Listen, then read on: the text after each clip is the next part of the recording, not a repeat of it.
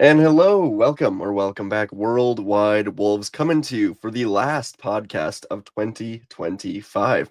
We're approaching the new year. Jake's actually closer to the new year than I am by quite a bit, but we're here to talk Wolves basketball in a time of Wolves basketball that is interesting for this team that has been yearly, or just consistently very interesting. So I'm excited to get into it. Happy holidays, everyone. Whatever you're celebrating, hope it's all good. Hope it's good family time. But Jake, how you doing? You ready to talk Wolves basketball? Yes, I'm good, and I am. Yeah, like you said, it's New Year's Eve here already. It's the 30th for you. It's New Year's Eve morning. I'm having a very dad New Year's tonight. I'm hoping to be in bed before the fireworks. So, Nice. which is, New Year's Eve is an overrated holiday. So I'm excited to just dodge the whole thing tonight.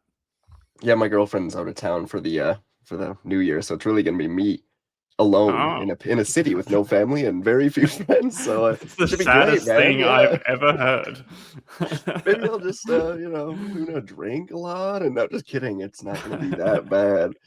No, I agree. New Year's, whatever. I was home for Christmas. That was fun. But Wolves basketball, I kind of want to just, before we start here, go over the last 11 days or so.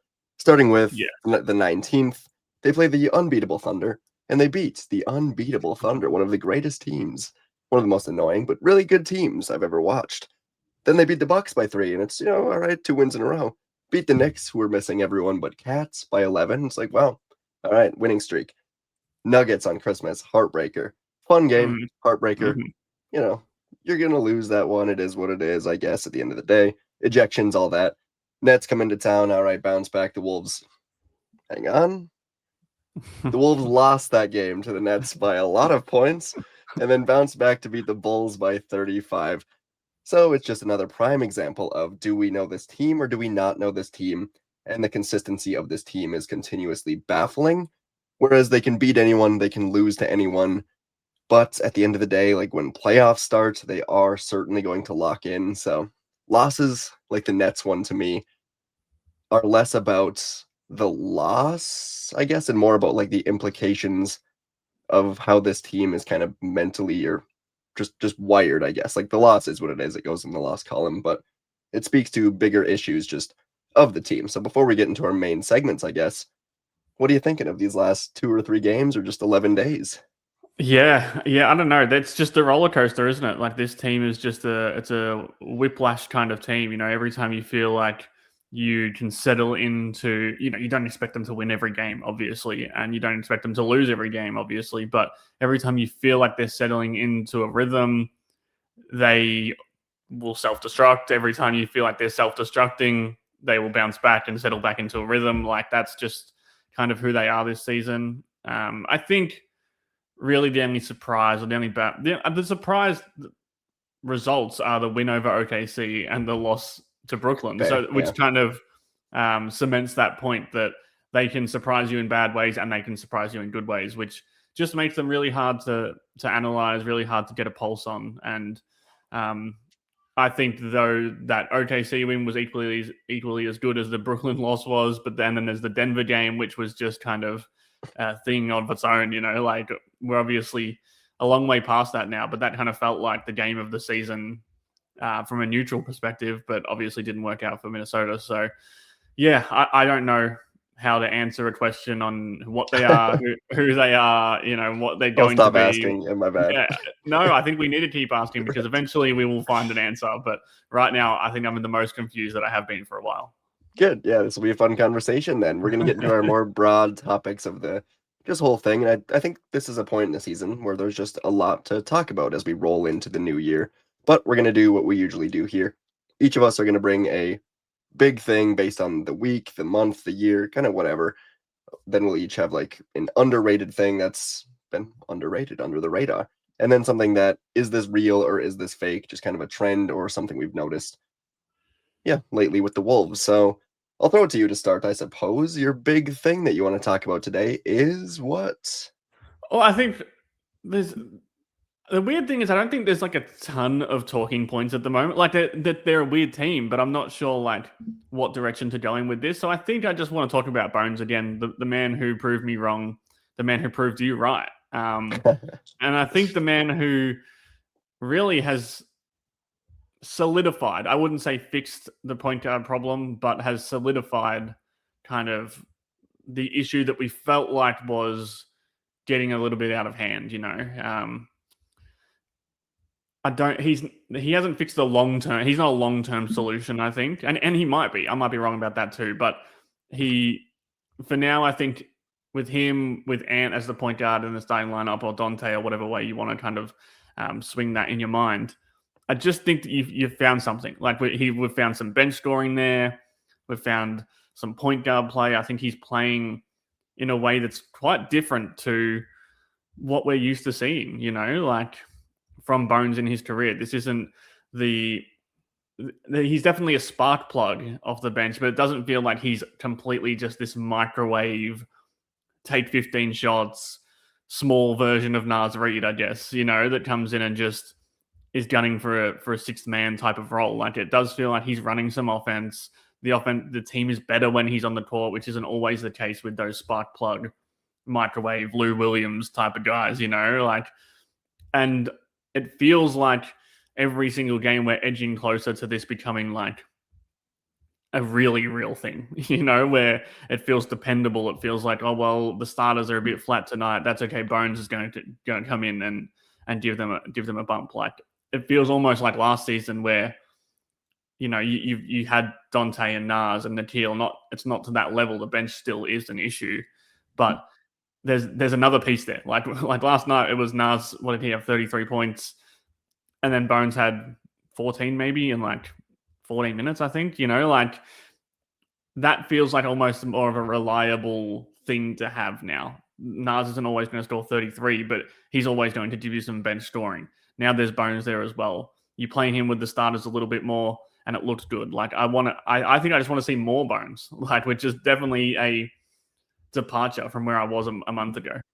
Sure. To me, it still doesn't, like, I know it's real, but it doesn't feel real. It still feels like one of those things where it's just going to be a flash in the pan, and that's why I want to keep seeing it, because it's working. Mm-hmm. And with Bones, even going into this season, I was like, we don't fully know what to expect, but he's a volatile scorer, and that seems to be kind of being proven wrong, as he's consistently just been good and a lot less volatile than I would have expected. And it's huge for this bench unit that really just a week or 2 weeks ago, we both kind of slaughtered for their inability to score, aside from like Nas Reed. So it's huge. Yeah.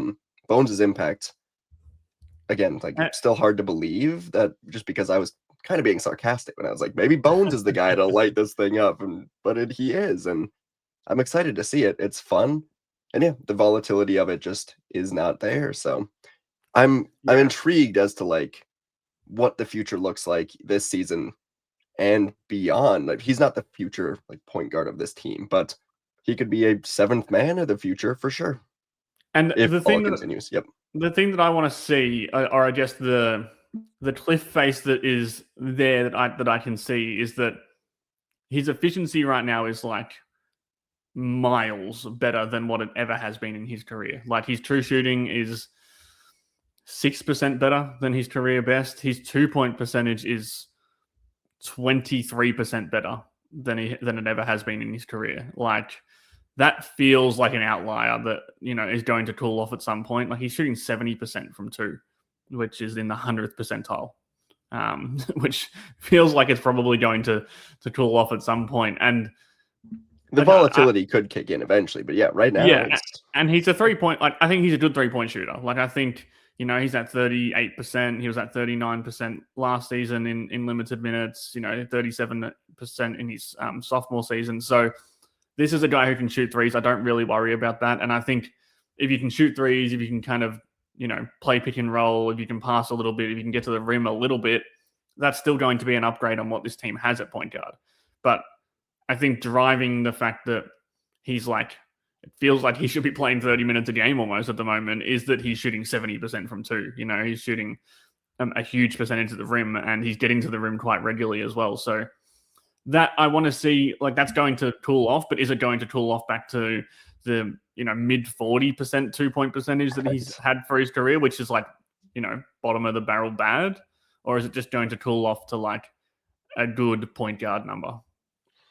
Yeah, and I wonder what we'd be looking at Bones like if the other part of the point guard position wasn't a like empty desert. Because Hmm. it is just like a spark plug, like you mentioned, that you put into this spot, and it's just so different than what we've been seeing. And there's hope that it can continue, but the shooting numbers you bring up does bring in a little bit of worry for what happens if it drops off somewhat. Does Finch Yeah. get reluctant to keep playing him? I also do wonder if all season Finch has been saying we should be playing this guy, but had you kind of abide by politics with, I don't know about Mike, but for sure Rob Dillingham, until there was a point where it was just like, okay, let's give Bones this shot. We Hmm. know Connolly's a big fan. I wonder where Finch's mindset is at with Bones because I'm not a big body language guy. I don't know a lot, but him and Rob don't often seem to be on the same page. So I I saw do him clap. wonder. I saw Yeah, him clap after Rob clapped. made a Yeah, shot. Yes, that's right. one But of the fact Rob's that signature dribble around. Who knows what's going on? yeah, Coordination. It was just yeah, the fact that that's a noticeable thing is probably telling. exactly right. That's exactly what was in my mind when I brought up that point there. So yeah, the politics aside, I guess I'm intrigued to see what the role looks like going forward when he inevitably drops off just a little bit, even. So Mhm. yeah, Yeah, and for sure. yeah, is he a full blown reclamation Nikhil Alexander Walker Right. guy, or is he just like a serviceable ninth, 10th kind of, not end of bench guy, but not really someone you can rely on to play big minutes over and over again, and then play big minutes in big spots in the playoffs as well. So that's all still to come. Like for now, you just need to ride the wave when you're at the crest of this wave, you need to ride it, right? So. While he's shooting 70% from two, while the team is way better when he's on the court. Like they're all things that kind of point to him being a reclamation project rather than this kind of scrap heap guy. But I just want to see how it goes because right now they need what is reminiscent of Nikhil is that they really need what he brings, and that's what kind of created the opportunity for Alexander Walker, and he took that opportunity. Now the Bones has this same thing where it's like there is this canyon in the Right, right, rotation that, right. that you need to fill. So can you fill half the canyon? Can you fill the whole canyon like you are right now? Like that's still to be seen. But he's definitely he's the solution at the moment. And I just wonder when it comes to the trade deadline, when it comes to the off season, like how much do they believe in Bones? Like, is this the guy that they think is going to be their backup point guard long term? You can probably get him on a pretty good deal. Like, if you offered him a contract like 3 years, 15 million right now, you'd probably get him. Um, that would be a risk if he just turns back into being like an end of bench, sort of unplayable player. Or it would be like the Nikhil deal, where he was on this super underrated contract True. for multiple years, and Yeah, we that used to was love those like 4 years ago, the Goofda or whatever, where he yeah, just yeah, yeah. and that can really help with team building. Like that is how you can kind of fill a spot in the rotation at a high level without having this huge salary slot. Is to get these deals and to take these risks. So I wouldn't be surprised if at the end of the season, Bones is signed to a deal like that. But there is a lot of water to go under the bridge still. It's it's weird looking back to the off season where we discussed all these point guard options and Bones was just out on the market for Hmm. the entire time. It's not like they rushed to bring him back. Maybe they had a verbal, whatever agreement, like we're probably just going to bring you back, but we're looking at bigger options just for a bit. I don't know, but yeah, I mean, it took him a long time, even with Connolly's love of him, even with the point guard obvious holes to bring Bones back, and glad they did, but I don't know if that speaks to like the organizational view of him, and it's probably shifting as we go along here, but Yeah, it is interesting that after having him on the team last year, it took a bit to bring him back. So intrigued to see yeah. what his future looks like going forward. It feels like more than any other GM, he probably doesn't have to do like a lot to win Tim Conley over. Like Tim Conley's been won Exactly. over before he even signed. So if he was ever going to get himself a deal in the off season, or if he was ever going to kind of have a coach and a GM who are in lockstep with keeping him in the rotation, um, it'd be these two, Finch and Conley. So, I mean, right now the Wolves are 7.6 points per 100 better when he's on the court. Like that's not just Lou Williams, Jamal Crawford, backup, bench guy. That's like should this guy be starting? You know, like they're the Yeah. questions you have to ask when the team is constantly better when he's on the floor. So, and one thing I do want to see is, you know, how do you play with Anthony Edwards? Like, because that's really the thing with any point guard is how do you play with Ant? And Bones is not a good defender, so I think that is instantly a problem. Ant hasn't been good defensively this season. They're a plus 4.4 together, but again, like the net rating's 100, the defensive rating's 120. So, Is there like any they are point guard on this roster that's good with Ant? Like, or sorry, not good with Ant, just good defensively though. You know what I'm saying? no. Yeah. Strangely enough, it's like the numbers would tell you it's Rob, True. but like you know the eyes would tell you it's not. So I don't think on this roster the way it is this season, I don't think that's a problem. You know, like Yeah. you're not kind of looking for one of these point guards to become a leader of your defense. But I think in the future you probably want. It speaks more to a trade than like this Yeah, roster. Yeah. and I don't think you need you don't need a lockdown defender at point guard. They're just hard to find. Like, I mean, I think with Ant in the point guard position, if you want him to play point guard more often, you do have the flexibility of getting like a wing next to him who's a good defender. You know, if you like a Dante kind of player who's also like more of a 3-and-D player rather than just kind of the 3-point shooter that Dante is. But if you want a point guard, run the show, take the ball out of Ant's hands a little bit, you know, like get them into more stuff in a Mike Conley kind of way, you're probably not going to find like a lockdown. Yeah, exactly. Like, and you know, Jalen Suggs maybe is like the only one I could think of that maybe you could extract from Orlando, but even then that feels unlikely. So for now, I'm happy with Bones. Like, I'm happy to go with Bones. I'm happy with, you know, Dante playing those minutes as well. Like, I just think that they've cobbled together something here that I think is going to work at a high enough level to get them through either to the trade deadline, obviously, or the offseason. I like it. It's one of the more fun topics, but I'll take us to something else here that I want to talk about.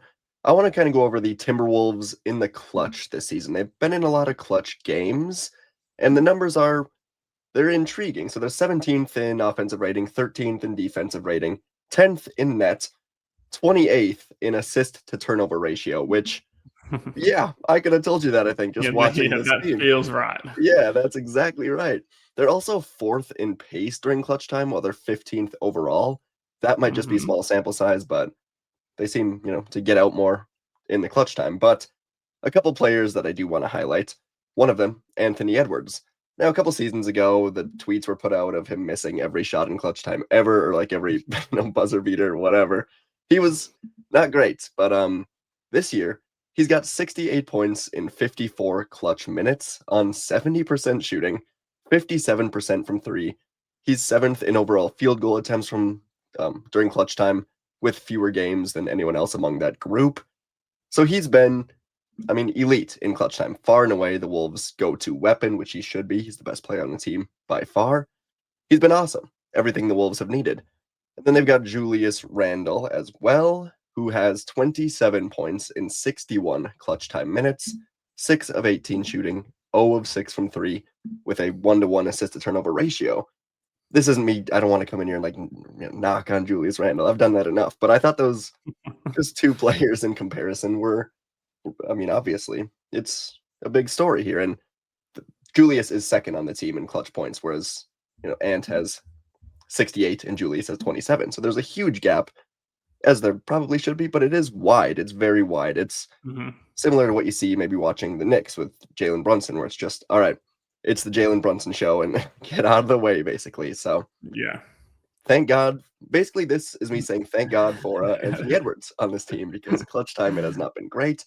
Dante, Jaden, like their shooting splits are okay. They're just not, you know, getting the opportunities to shoot as often. Whereas Randall is shooting more and just not great in clutch time, and Anthony Edwards is elite. And I think that passes the eye test. We've come on here more than a few times and said, what a show by Ant, or well, it was a weird turnover by Randall.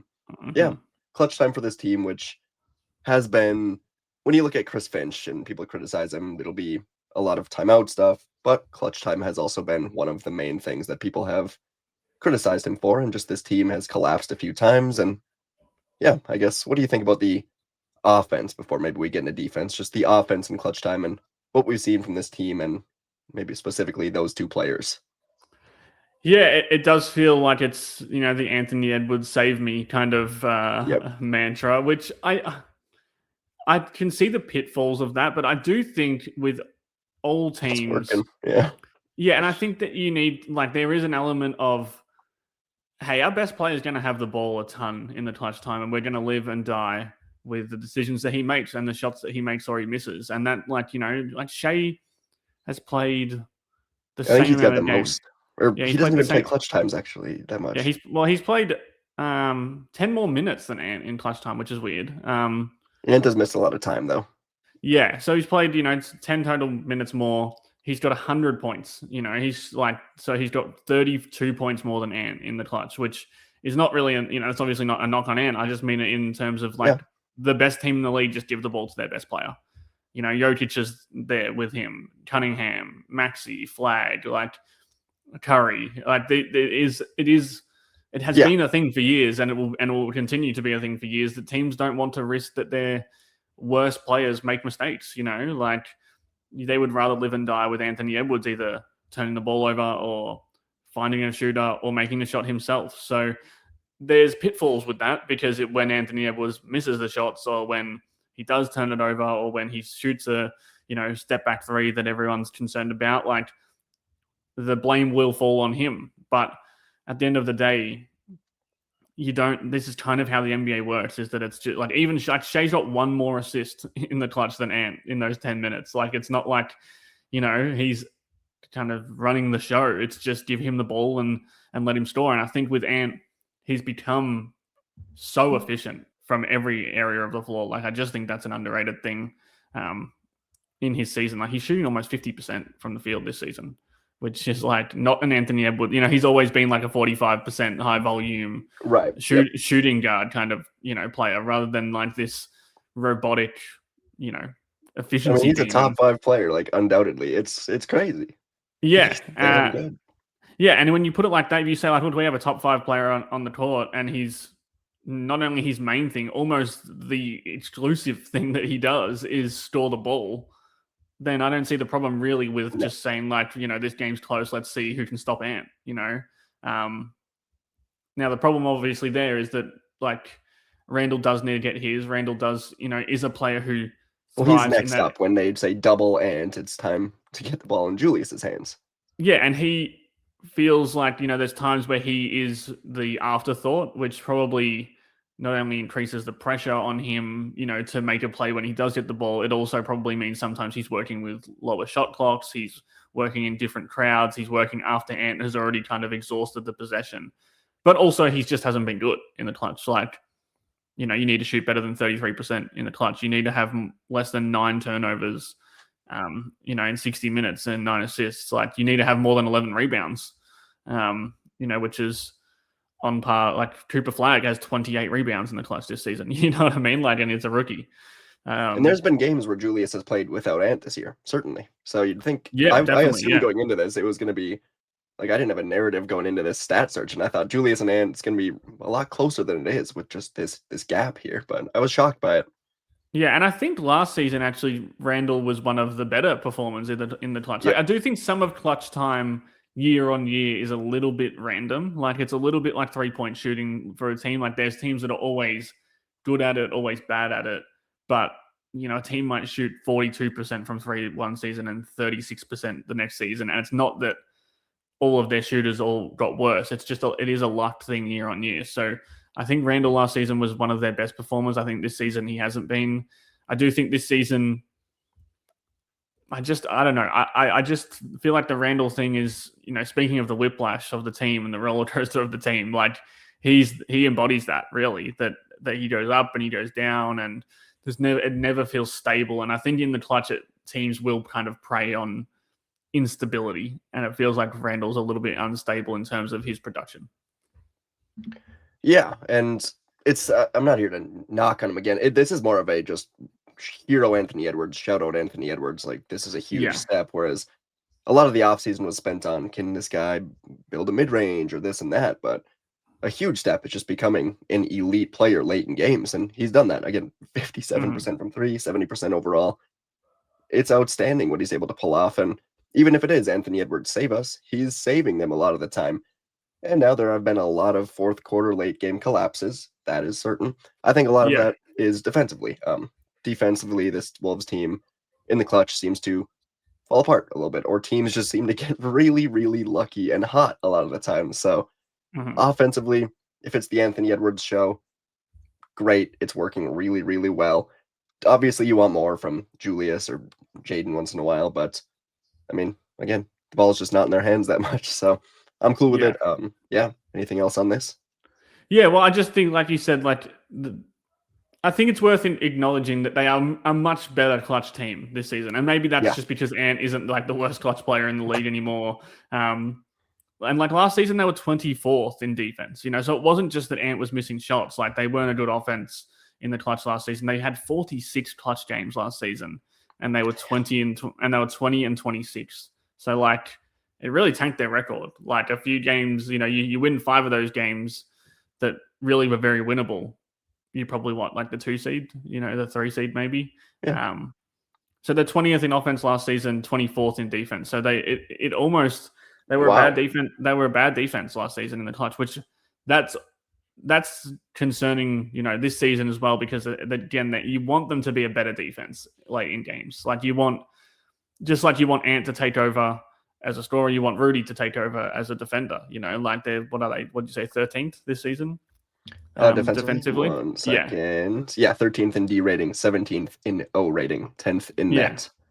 And the thing is that the thing that's weird with clutch again, which speaks to the randomness of it, is that like teams in the clutch, like the defensive ratings are way lower than they would be for a game. Like, the Wolves are 13th with a 106 defensive rating, which would be maybe first or second, maybe in the league. Like the Lakers are first in clutch defense with a 93 defensive rating. Which is like would be the best defense of all time by a distance if it was over the course of a full game. So you really do like. I don't think the Wolves are a bad defense in the clutch, but teams lock in the clutch, man. Yeah, Like microscope on it. Yeah. like teams really lock down defensively. I think that's even more than offense. I think teams are like super locked in defensively, which means Yeah. you need to It's also a small sample. Like, it's 13, 16 games for Minnesota. It's 10 games for the Lakers, who were first in defensive rating. The most games is 26 for Dallas, which is crazy. Like that's almost every single game. But yeah, I think there's still concerns there with Randall. I think there's still concerns there with the defense, especially the decision making offensively from everybody, like turning the ball over in the backcourt. Yep. Things like that is something we've seen multiple times. But it is worth mentioning that they were probably the worst clutch team in the league in terms of volume and effectiveness last season. And they're definitely not that right now. They're maybe a middle of the pack or a bit higher than that. Yeah, I mean, the game speeds up in clutch time, so maybe it's just a team that is worse out of structure, which is, people have been begging for structure with this team, and they're good in structure. And when it's more chaotic, defensively, offensively, I mean, we know this just from watching the Rudy Gobert defense. It's better in structure. So, yeah, when teams are moving fast, it makes sense. It makes sense. So, glad they're better. Anthony Edwards, huge shout out, man. Like, He's shot 10. Player. He's shot 10 free throws in that whole time. Like that's crazy. Really? Yeah, like it's like we're talking about Shea. That might have been Jokic's number in overtime the other day. I think he might have shot more than that in overtime. Yeah. We're talking about Shea, kind of, Jokic, Cunningham. They're the guys who are at the top of those lists. Like they're in the 30s for free throws. Oh my god! So like, is that a bad whistle? Is it just that Ant? Is it Ant shooting more threes? Yeah, or is it shooting? He's got that mid range down at the moment. Like that, the mid range has changed his game in terms of scoring efficiency. Like it's, I did a video on that last night, but he is just like he's at 62.4% the last 10 games in the mid range, and he's shooting like 6 a game. Like he's right now the best mid range. I mean, in terms of like the recent form, yep, is the best mid range shooter in the league. Which is he's a cyborg, dude. That's insane. How does he do that? Like he just says, I'm going to do this. And then it took a little while at the start of the season, but I think he found it. Yeah. And I think him and Finch, because it felt like the start of the season, he was allowed to shoot them. Then he kind of wasn't again. Like it wasn't that he wasn't allowed to shoot them, but it wasn't like part Yeah, of yeah, his yeah. shot diet. And then lately it's been like, oh, Ant's shooting 6 MJ post ups from the baseline a game, like, and making 4 of them. So yeah, I don't know. Like that. I think adding that shot, adding a pull up from the mid range, adding a way to get a shot that he wants while there's 4 defenders standing in the Yep. paint, and he's got McDaniels and Randall and Gobert out there who are not reliable 3-point shooters. Like, that has been huge for his clutch time minutes, because it's just it's giving him an extra layer, something different to do. I felt like it's not a bailout shot anymore, where he's like, I Yes, can't get correct. to the rim. I've been run off He's the got 3-point any line. spot that he can get. Like, he can get to a Yeah. lot of spots now, where in the past it was like he doesn't really have that signature type of thing. It's everywhere. It's wherever he Yeah, wants it at this and point. we all asked for that last season, so Yeah, exactly. yeah. That or the step back on the left 3-point corner, whatever works. Yeah, Unbelievable. well, yeah, that feels like a shot that's kind of dumb every time, but if he keeps making it, then I'm not going to complain. Exactly. All right, I'll throw it back to you. Should we do real or fake? Yeah, like my trend was more Ant's mid range, so I kind Oh, of hit okay. on that. Like, I don't think there's that much more to touch on. Like, you can go to House and Grouse. I did like a 9-minute video on it last night. So, but I like you said, he's a cyborg. It Yeah. keeps happening. It keeps happening. He keeps telling us he's going to work on things, and then he comes back and he's really good at it. So, yeah, I mean, 62.4% over the last 10 games is Jokic, Kevin Durant. He should try his Shade. luck at like GM, like figure it out Yeah, there. yeah. Trade deadline. Can you get good at that? Hey, why not? All right, that's good. Yeah. So my real or fate is the last 2 games. Obviously one of them's a loss to Brooklyn, so it's didn't result in the win, but especially against Chicago, the Julius Randle kind of passing game. He's been bad on offense for a little bit now. Mhm. In terms of consistency, the defense has been bad all season. I mean, I was touching on that when he was scoring 30 points a game. Right. And that's kind of that's kind of just woven within the fabric of Randall, like but I think you do expect him to be good on offense, and he has been for most of this season. But lately, I feel like the efficiency's fallen off.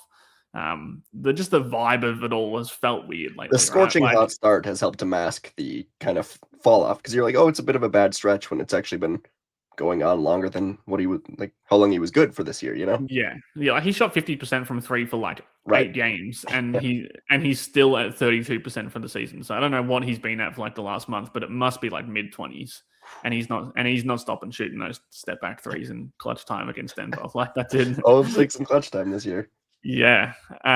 But the passing, I think, it feels like the last 2 games there has been a commitment to use him a little bit differently. Like, it hasn't just been like, it felt like we were getting a little bit too far into like brute force, Randall dribbling Beyblade, like, I'm going Love to the that, rim. yeah. Put that on Yeah. Basketball Reference too. It is, I think that was Really?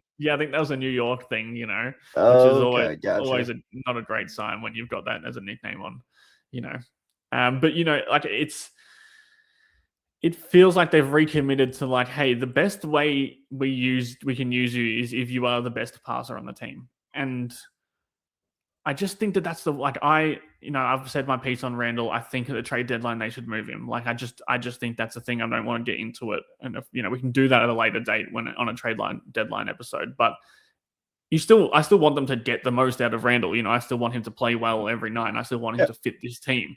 And I think the best way he fits this team is that he is the most capable of creating assists. Like, I think Ant creates ball movement out of kind of, when they put 2 on the ball on him. I think Conley can create structure. I think Bones can create a little bit of chaos with his passing. What Randall creates is just like good old fashioned, I pass to you, you shoot it, like, and it goes in the hoop. I like that. And I think that's the best. I think if you like last night, 17, 5 boards, 14 assists, like, that feels like not an achievable every night stat line, but like, I want to see him shooting The less type and of passing. game. Yeah, I know. Yeah, I want to see him shooting less and passing more. I guess that's what I'm trying to say. Is like, I just think that he's better. This team is better when he passes it more than shoots. He's better in terms of impact when he passes more than he shoots.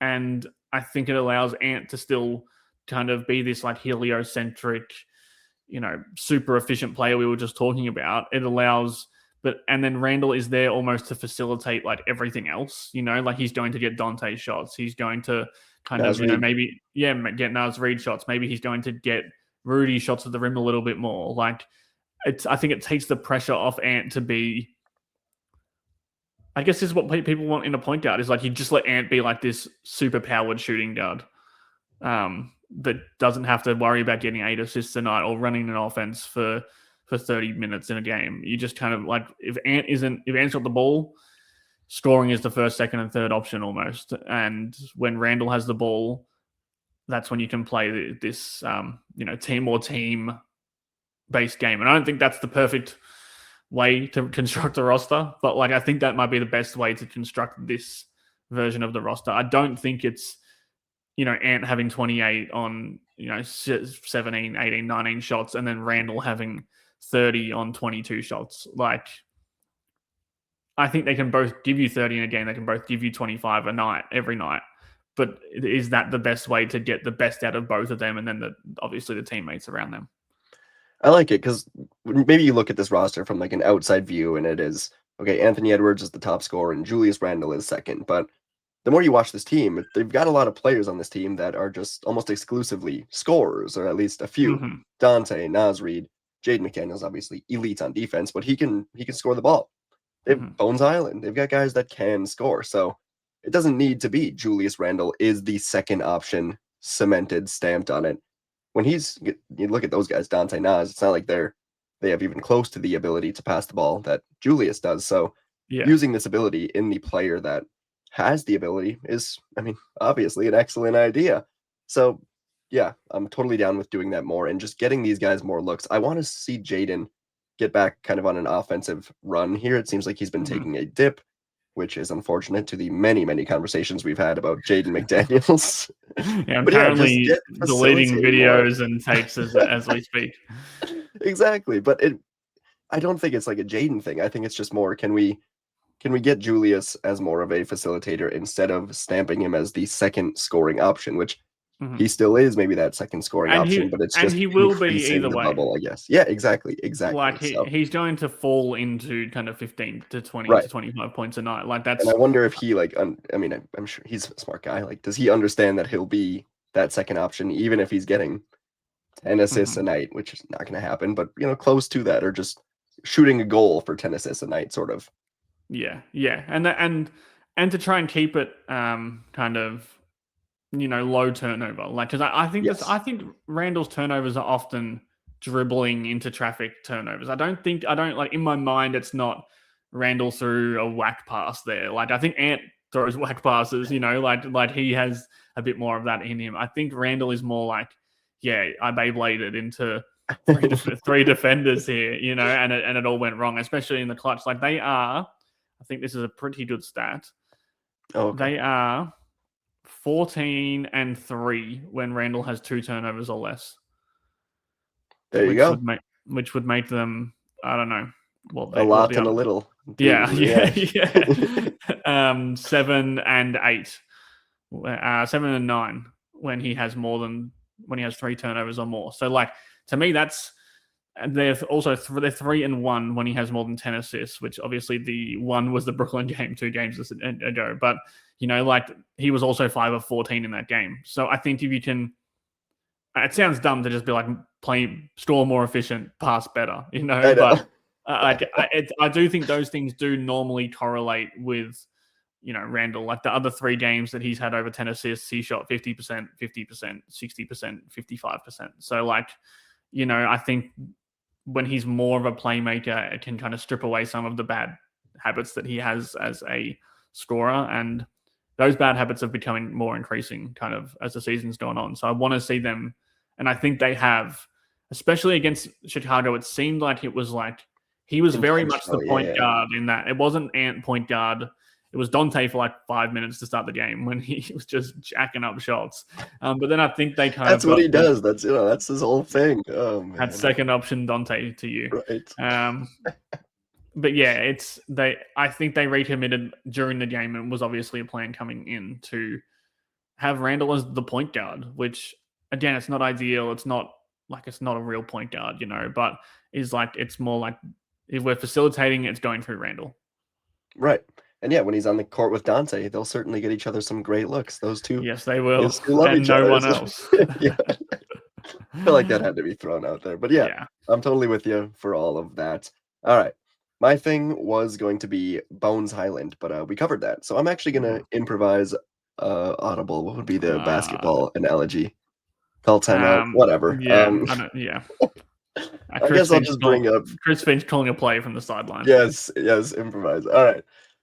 Just the quote from Anthony Edwards. I guess this is Timberwolves basketball. Do you take Mhm. any stock into that after we saw them come out in Chicago? To me, it's interesting. I mean, it's I think speaks to maybe what he thinks of the roster deep down. He was also smiling. He also says a lot of stuff. Uh, like it was a terrible game, terrible energy. I am just tired of it because like every YouTube thumbnail or whatever is just titled "We got to come out more with more energy." Quotation from like six Yeah, different guys. It's like yeah, we know. Let's just figure that part out. yeah. So like Anthony Edwards, you are the core of Timberwolves basketball, I guess. So Mhm. I'm interested. I don't think it's him being like, "Hey Tim, get Rudy out of here, get Julius out of here." Yeah, I think he was just speaking kind of from a moment of damn, that really sucked. Media maybe says sometimes this is Timberwolves basketball, so he might have just rode with it, and I think we can sweep it under the rug until maybe someone is traded at the deadline. Then we'll go, oh yeah, remember that quote? But right now, I don't really care. I don't think it matters too much. yeah. Like, I mean, it's not ideal, is it? Like, it's No, obviously when I you'd first saw it, I prefer. was like, holy crap! But Yeah, yeah, and especially when everyone's kind of dooming after yep, that loss, like you're in a bad mental state after watching that, and then your best player comes out and says something like that. Doesn't feel good. But I mean, I've got to the point pretty much where I'm just like, I don't really, and not in a way that's like demeaning. I think to him, I'm just like, I don't really. I mean, it's not just that. I don't really care what people say in the media as long as it's not like a if they sit down with someone, if they organize an interview, that means they have something to say. Like, I think players sometimes just say shit, yeah. Like uh, have you seen the Nas quotes going around? yeah. And I just don't think that, like, if they really wanted to leave, if Anthony Edwards really wanted to leave the team, he wouldn't be telling you in the post game media again after After Brooklyn. the Like, Nets, yeah, yeah, yeah, like if Nas really wanted to leave, was about to get traded or whatever, like he wouldn't be dropping hints right. after he scored 33 points against Chicago. Like I just think sometimes these guys just played 40 minutes and they've got 14 people in front of them asking them questions and they just say some dumb shit, like, and it's not even dumb in like a dumb kind of way. It's more in just a dumb, like, it's just like Yeah, it stuff that came, they probably don't even fully know the implications of what Twitter is going yeah, to run with it on. Yeah, yeah, exactly. yeah. Like it just came out the wrong way, and maybe and he was probably frustrated. I mean, he was definitely frustrated. Like, and like how often would we say dumb shit if we were interviewed after every single game? Like, especially if you didn't play well, or in Ant's case, he didn't have his best game, but the team was really bad around him. Like, and there's this energy issue. Like, I just think that And you're also like 24, yeah, and it's not just Ant. Like other guys say the same thing, give the same cliche answer over and over again, and that Yeah. pisses me off as well because it's like you said, it's like that's the same quotes, and we're seeing the same issues. Like, so I don't know. Like I try not even with Finchy. Like I'm just like they are going to lie to the media. They are going to hold things back. They are going to give answers that are just come straight from a piece of paper. Like Finch spent the whole offseason telling us how Mike Conley was going to have a bounce back year, and then he benched him before game one and like 2 hours before it, like these. And I don't blame Finch for like I would lie my ass off if I was a coach, Yeah. like I don't want to There's tell you no guys incentive to anything. telling the truth. Not Yeah, a single exactly. one. Like Yeah, zero. like and Finch I think is better than some coaches at kind of lifting the lid a little bit And I think on that's things, shout out but to the Wolves media, like they're, yeah, elected exactly. and all that. So And he respects them enough yeah, to, exactly right. play a pretty straight bat with them. But like also he lies his ass off to them often because Yeah. that's his job. Like that's his job, and like Jim Connolly says you can't be talking about this. And he says, okay. And yeah. yeah. I'm sure he had a Rob quote the game before he benched him as well. Like, even last season, he said Rob is going to play a lot more now. Like after he Yeah. had those 2 good games in a row, and I think he played about 70 minutes total for the rest of the season, which again is not a bad thing. Like No, it's it just just is a thing. Yeah. yeah, and he lies after games. I think, and not that he was lying, and like I think he was saying how he felt like It this, just but isn't nearly as deep as we may think it is, I guess. yeah, and if you asked him 6 hours later, 24 hours later, I bet he has a different answer. Once he's cooled off and once he's not kind of, still dripping in sweat from the game he just played, and the game that frustrated the hell out of him. So, yeah, I just don't read too much into quotes unless they're like nuclear bombs. You can tell. Yeah. I get that. I'm trying to think of if the Wolves have had a nuclear bomb in a while. Not really. Jimmy was the last one I think that was Yeah, it's not like, like Cat ever. I mean, he just was nah, traded. Cat said some dumb. Cat was a bit like that. Cat would Well, say yeah, but something not like like a that. new. Yeah, okay. That was a real Cat kind of quote from Anne, actually. Like Cat would That's a say great some point, actually. some Yep. dumb shit like that I guess very it's just often. Timberwolves Where basketball. Yeah. where it was like, oh my god, the sky is falling, and it's just like, oh, not really. They're just saying some stuff. Yep. Like Cat knew what he uh, was doing though. He knew how to get a little attention for it. I think he yeah, more than yeah. Ant. Oh um, man. but yeah, I guess they're feeling frustrated like we are. I think I want my team that I support to feel frustrated, and I'd like them to fix the problem, more than anything. But It's got to be I, weird knowing as a team that's like 21-10 or whatever, mhm. knowing that it's likely a huge piece of your team could just be moved any day. That's probably a little weird. Yeah. I mean, I think that's playing on Randall's mind. Like I think that the trend with him both seasons has been when he starts getting put in trade rumors, he starts playing worse. So yeah, it would be weird, like especially when it's your whole life that Yeah. you kind of, it's not just you're going to play for a different team down the road. Yeah, I Like, mean, Julius, man, he's being asked about like the goosebump stuff, and then it's like also you're being included in a trade proposal for Kobe White. yeah, It's like, all right, yeah. like, Also, get ready to learn Chicago, buddy. yeah, it's a weird Um, situation, man. It's weird, but got to come out with more energy than they did in the Nets game, I guess, is my big take here. yeah, and I think sometimes I do think sometimes roster construction issues can get like we mask them up by saying these guys didn't try it last night. Like I think sometimes you look bad because this team doesn't fit together very well, and they have 6 good players. Or 7 now with Bones, 7.5 maybe. But Yeah, you know what I mean? Like they do.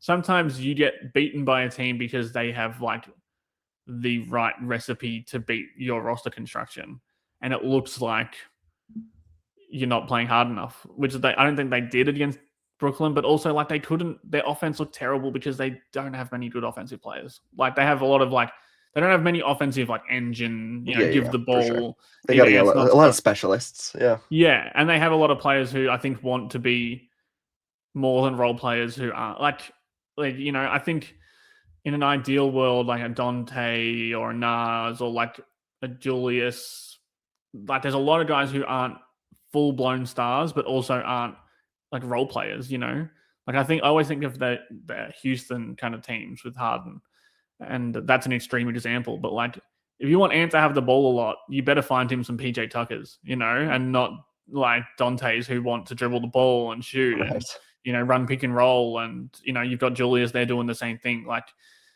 there's a strangely low amount of like role players on this team. Like they're role players, but they're not like Especially on I don't the know what. offensive end. Yeah. Yeah, I don't know what I'm trying to say really. Like low I usage know role what you players, mean. I I know, guess. like guys, it is weird to put into words, but Like Nas is in a role player's role, but like yeah, but Nas Nas wants to maybe in his shoot a lot quote of you can even shots. read more that he wants to just do more. Like Yeah. why not? I mean, Like Dante is interesting. like this backcourt partner, low usage next to the star, but he also like wants to shoot 10 threes a game and Yeah. dribble the ball and throw lobs to Rudy, and he wants to be a little bit more than I would like my role player to be. I'd like him to be Hmm. better at the role player stuff. Yeah, Like it and almost and sounds like we're sitting here being like, I wish we had worse players, but like, yeah, it's more. I think it's just better fitting players around yeah, a star. Like, yeah, he. I guess he's like the Eric Gordon to Harden. Where it was like, but that's a bench player. Like that's the point. Is I right. think Dante off the bench makes more sense. Not right now, but like on a team that makes more sense, it would be like, okay, Dante can come off the bench and give you some juice. and we've got this PJ Tucker dude who starts, next to Ant or next to Ant in the point guard, who just stands in the corner and shoots 43% from three and is a great defender. Yep. Because they don't have any of those. Maybe it's Jaden, but he's not. He's up Even and down with Jaden, we're sitting here like, I want this guy to shoot the ball. Yeah, exactly. Jaden doesn't want to be a role player. No, I feel like no one does on this team. Maybe Bones doesn't even want to. I was going to say Bones, but I'm like, nope. Yeah, it's a weird thing. I was thinking about the other day. Probably like, I'd love to be a role player right about now, but you're not. Yeah. Rob's like, I will play any role you give me, just very poorly. Jalen Clark. Jalen Clark is the one. And then he's not. I wouldn't say he's a 3-and-D player, but he is that role player where he's like, "Hey, where's Ant? Exactly. Please come and take the ball off me, Ant. I don't want to do any more than I'm allowed to." Yeah, I like that. I got a weird question for. We might have to skip our third segment here, but I like the conversation we're kind of having. Unless you got something big that I don't have. No. I'm out of topics. I'm just I'm freelancing now. All right. Interesting question. If you're a coach, do you think it's easier and do you think you're better at coaching a team like the Nets than the Timberwolves? Do you know what I'm saying? Whereas when you're coaching the Nets, you're coaching 5 rookies and 3 guys fighting for their, lives in the NBA. Whereas the Wolves, there's like a clear pecking order type. So I'm like, when you look at these coaches for the Nets and the Wolves and the Nets come out playing extremely hard, a lot of that is coaching, but a lot of it is also the buy-in, the restrictions that you don't have almost as a coach of the Nets, where you play the guys that you need to play to go win and that are playing hard, and you say, if you're not, you're getting benched. And that's that almost. I mean, I'm not here advocating like the Wolves need to start benching players or whatever, but just as a coach, I wonder what the perspective would be of almost enjoyability sometimes of coaching a team like the Nets, if that makes sense. Yeah, I love that topic. I love the point that you made, and I think definitely yes. I bet Chris Finch had more fun coaching Vando and Pat Bev in that season than he's had any year with superstar kind of level Ant. And that's not a knock on Ant. And I think this would go across the board where, like you said, you've got this team of young players, hungry players, kind of, you can galvanize them a little bit better than you can. I think I'll put it this way.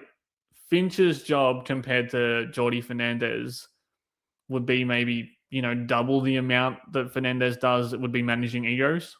Yes. There'd be really no managing. Obviously there is managing egos in an NBA team, but I think Fernandez would almost be the biggest ego in the room in a good way. He has the most status in the rome, and if he wants to bench Michael Porter Jr. for not playing defense for a quarter, he can do that, and that's his best player. I'm pretty sure Cam Thomas was getting coach's decision DNPs. Yeah, man. That's something like that.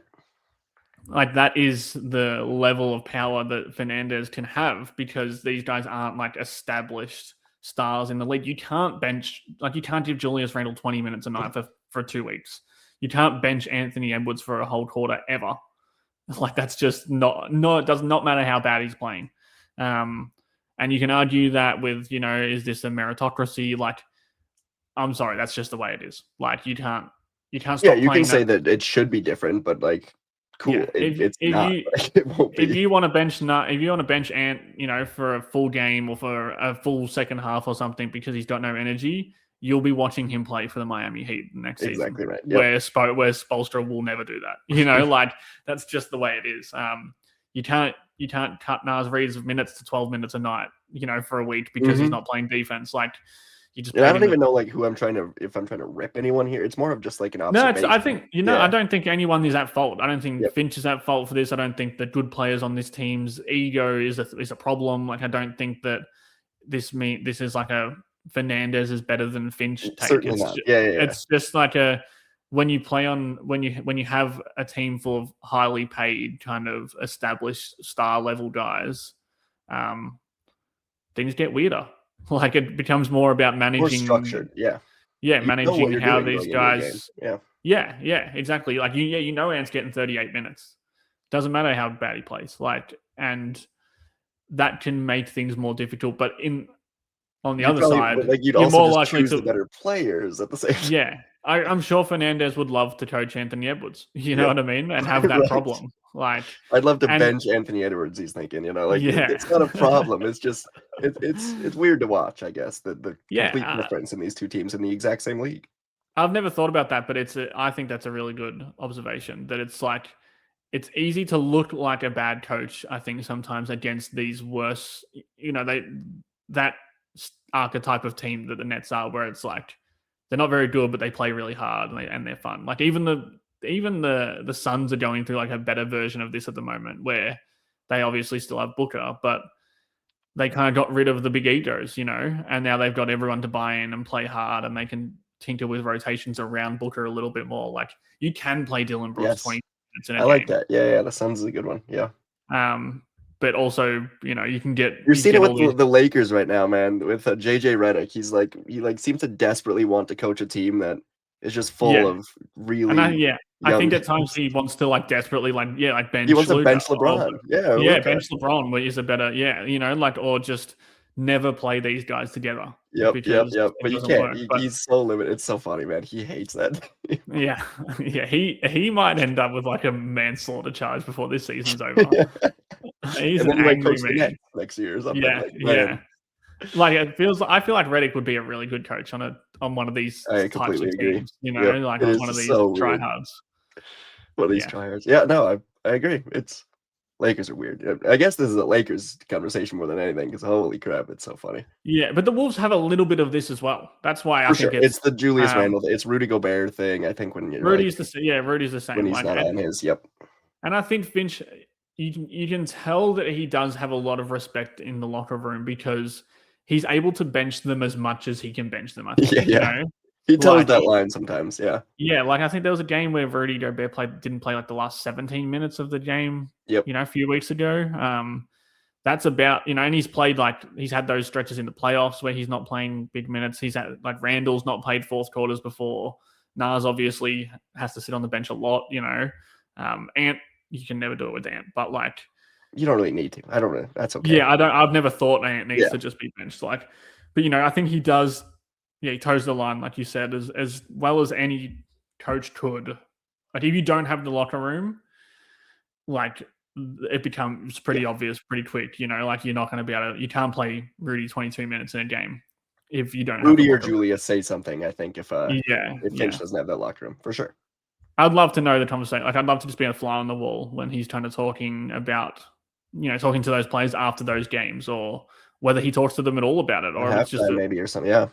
yeah, or if it's just assumed, like this is like he has that Or if he's respect of just the like, locker hey, room where like they just we won the game, like you get over it. yeah, Sort of. So, yeah, and interesting. even if they lose, it's like that you're not out of the rotation. Like this is a one night Yeah, thing, or you're a and you can smart player. You know you didn't have it tonight. Like, yeah, yeah, exactly, yeah. I don't know, but yeah, I think it's a tick in like Chris Finch's, the box next to his name, but also it makes life more difficult, and it opens him up to more criticism as well.